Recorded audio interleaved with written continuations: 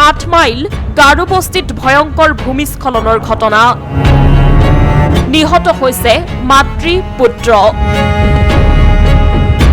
জানিব পৰা মতে শুকুৰবাৰে পুৱা প্ৰায় 6 বজাত সংঘটিত হোৱা ভূমিস্খলনত প্ৰাণ হেৰুৱাইছে দুয়োগৰাকীয়ে নিহত মহিলাগৰাকী ৰুমি দাস বয়স 35 বছৰ বুলি জানিব পৰা গৈছে আৰু 5 বছৰীয়া সন্তান সম্পক দাস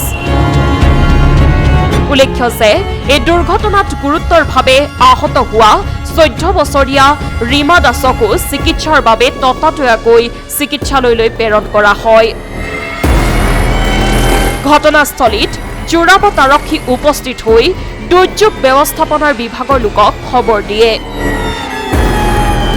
এই ঘটনাৰ পাছতে সমগ্ৰ অঞ্চলজুৰি এক শোকাকুল পৰিৱেশে বিৰাজ কৰিছে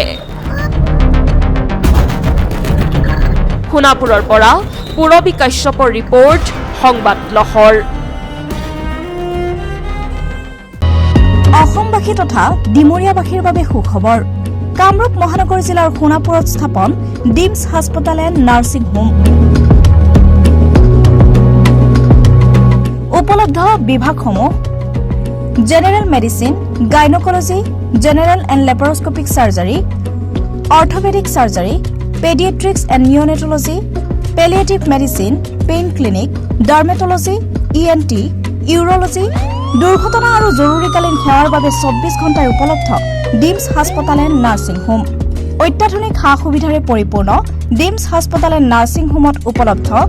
digital x-ray 24 hours pathology ECG PAC clinic 24 hours RMO doctors ঠিকনা বৰঘাট সোণাপুৰ কামৰূপ মহানগৰ জিলা যোগাযোগৰ নম্বৰ 8009040080